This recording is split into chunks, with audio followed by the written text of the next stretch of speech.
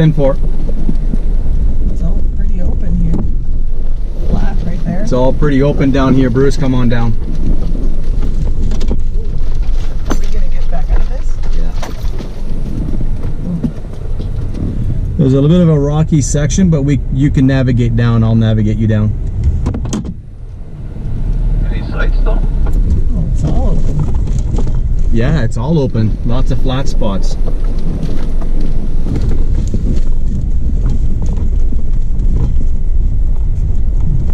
There's Gary didn't come down right away. Oh, he's behind the noise.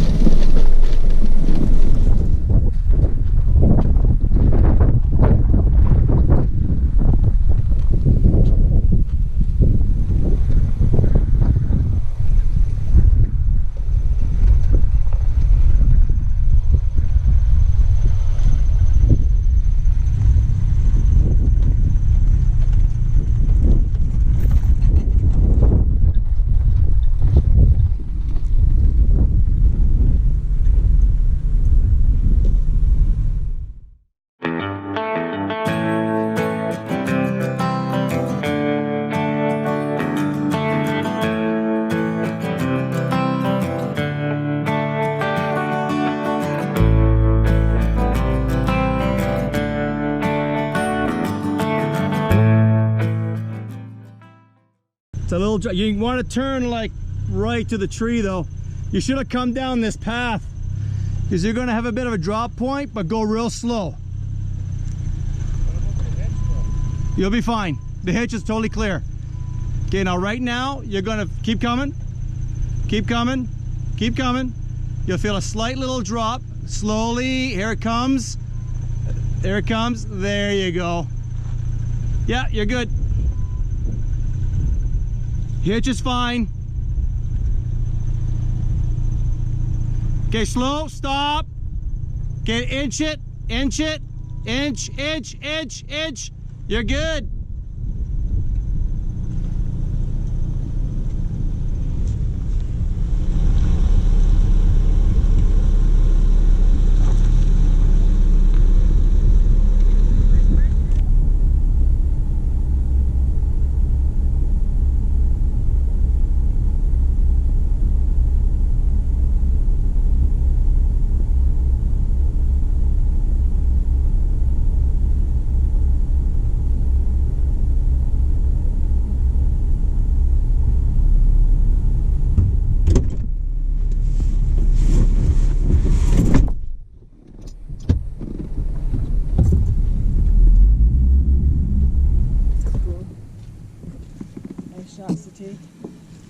So this is the first for us. We're actually on our way to Dead Horse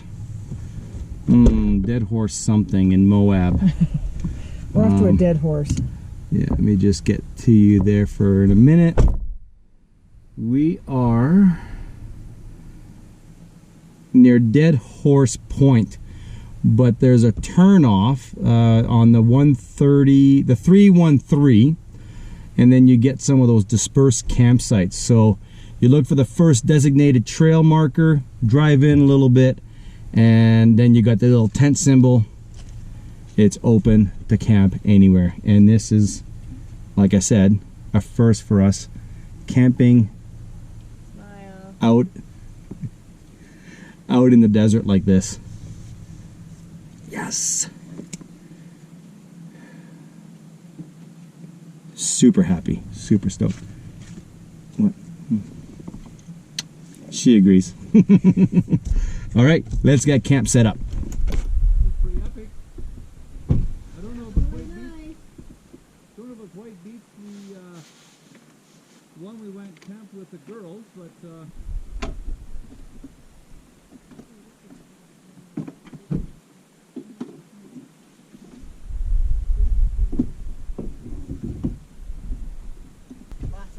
Okay.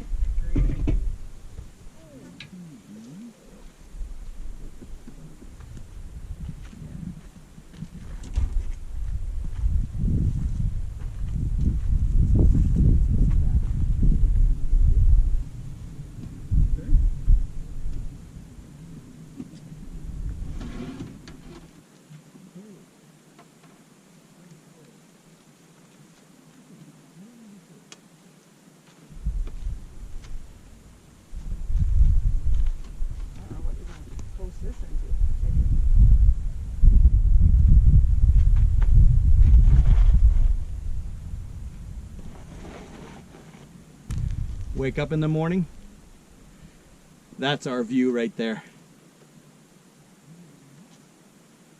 Epic! The little bugs are out though. I think they're like aphids or no seams, but they're not biting, so they're a little pesky. But anyway, we're here, we're set up, I'm happy. Time for a beer.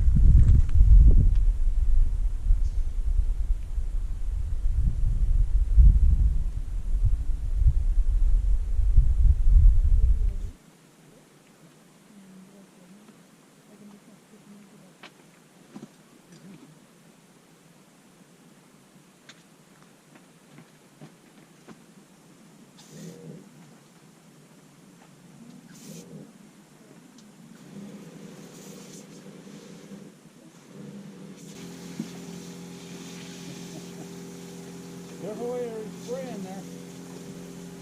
Where's the wind You thought there was a wind gust. You thought he was going to flash you guys.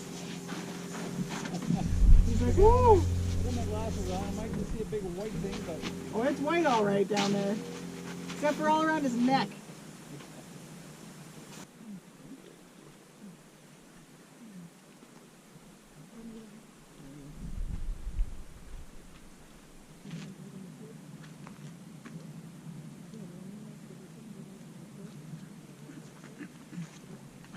So last night,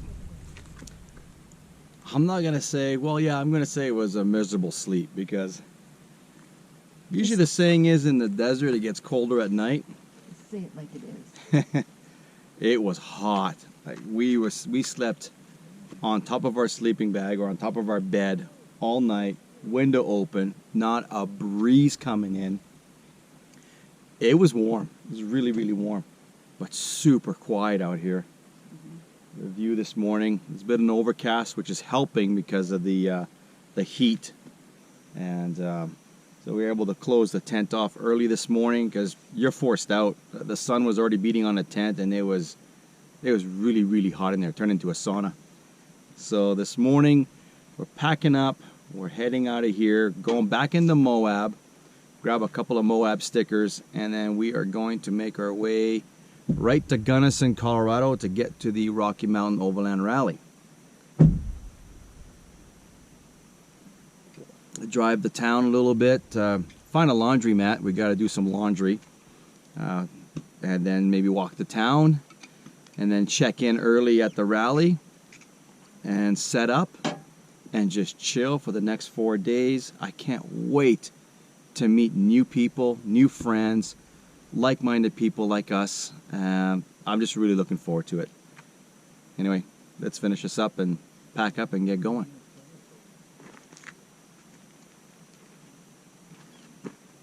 Finish it, man. Good coffee this morning.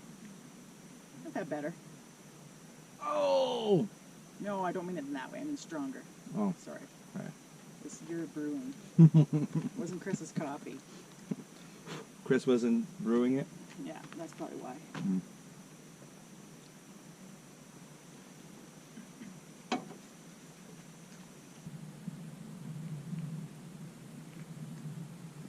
As I was drinking my coffee, I noticed a trail that went down into the valley. As a Canadian, we don't get this kind of terrain, and I just had to go on a little adventure.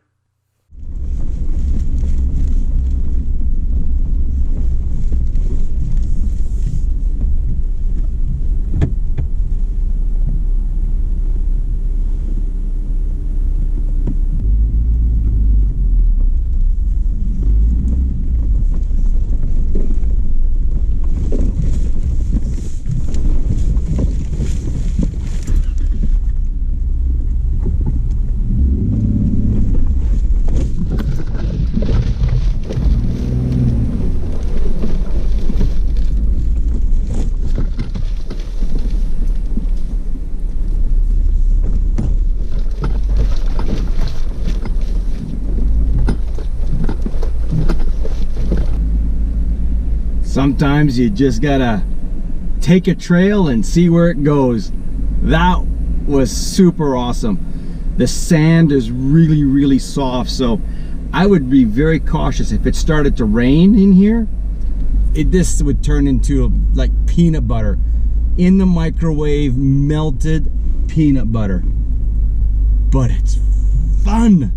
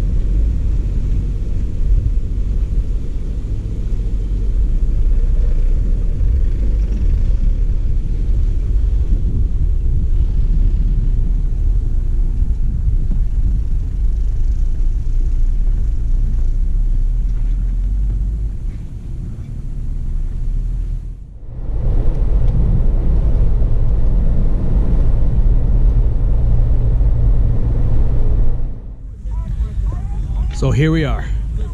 We made it to the Rocky Mountain Overland Rally in Gunnison, Colorado.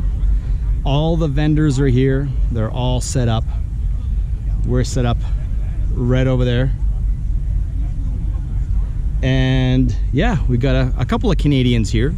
We got Renee from Off Grid Trek is here.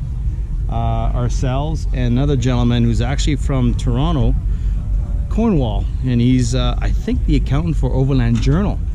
His name is Andre, so he stopped by and said hi. It's nice. It was raining a little bit this morning. It stopped. It's starting to break up. The weather is gorgeous. It's getting hot and muggy in here though. I just can't wait for this to start. Just meet everybody, meet new people, see these new vendors. Some we've seen before, we've met before, but there's some new ones.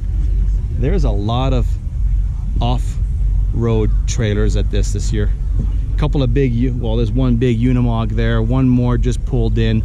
I think it's checking in right now.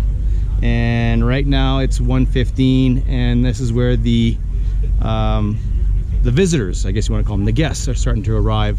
We got in here last night, late afternoon into the evening, came into town, got groceries, car wash, did some laundry at a coin laundry, and then just came in here, set up. There was only maybe 5-6 vendors here last night. It was Wednesday night, this is now Thursday, and everybody's here. Looking forward to it.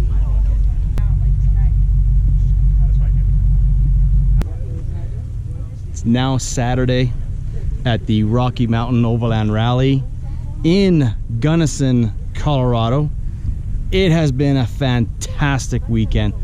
The weather's been hot. You get the odd storm that comes in the afternoon, kind of cools things down a little bit. Then in the evening around the fire, it's cool again. So a lot of prizes, lots of fun around the fire, lots of stories. And now today on Saturday, Now this is like the visitor day mostly. One of the big overland rigs decided to try out the obstacle course, and I think he bit off more than he can chew, because the front end just dropped into this big mud hole and it's close to tipping. So they're a full crowd out there now. We're gonna go check it out, see what's going on, and see what their plan is to get this thing back level, because it seems to be sinking more and more on the front end, which is where the hole was when they were digging it on Thursday morning to get it prepared. The minute they got the little mini backhoe in, water was coming in from underneath. It was pre-filling itself, so there was no way of stopping it. They've been throwing some logs in there, try to keep it from getting any deeper, and now it just turned into a little bit of a spectacle. So let's go check it out.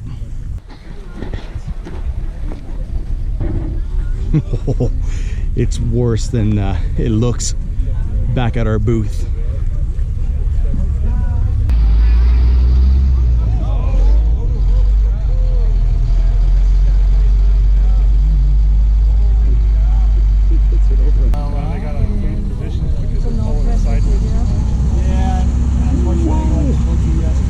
This is gonna be great.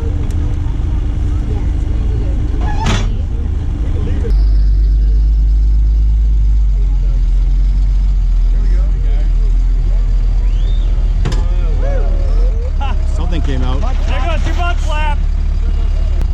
It's a classic case of the mother gets out of Germany. Hey, now we've got a mud pit. Yeah, no, he took that one right.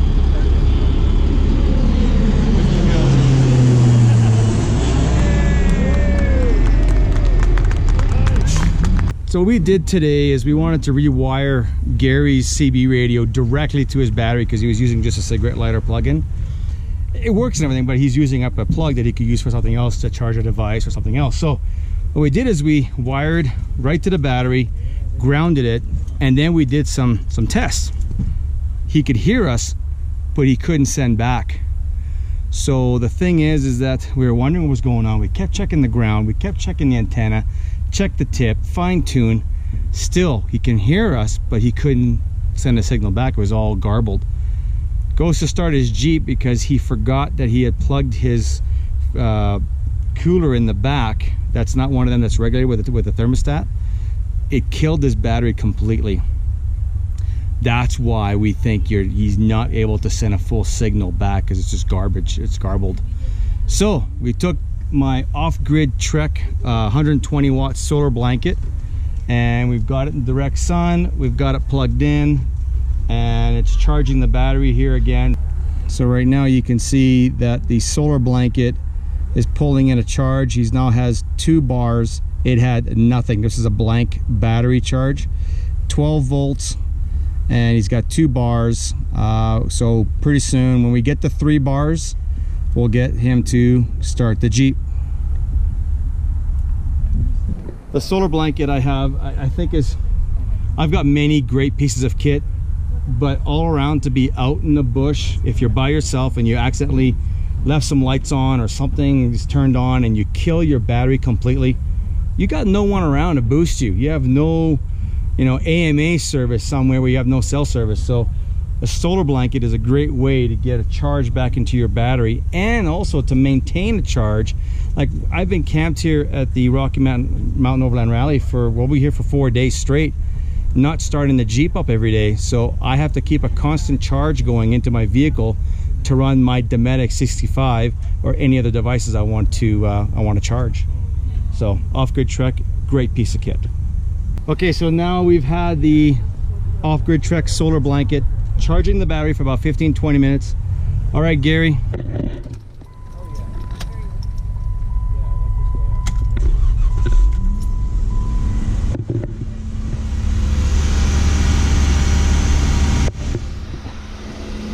Engine started. So again, you don't have any booster cables, you're out in the middle of nowhere, you're by yourself, you have no way of getting your battery back to life. This is only a 120 watt blanket right now that I'm using. It is ample enough power for what I need for my daily use when I'm overlanding, and this charged his battery to a level where it can crank and start And hey guys, at the end of the day, that's what you need, is to be able to start the vehicle, let the alternator do the rest of the work, and then now you can get out.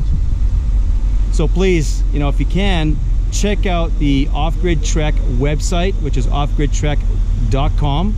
Check out some of the products. He has different types of size solar blankets that might be for your needs. Great product. I stand behind this product. I use it every time we're out in the field. Trying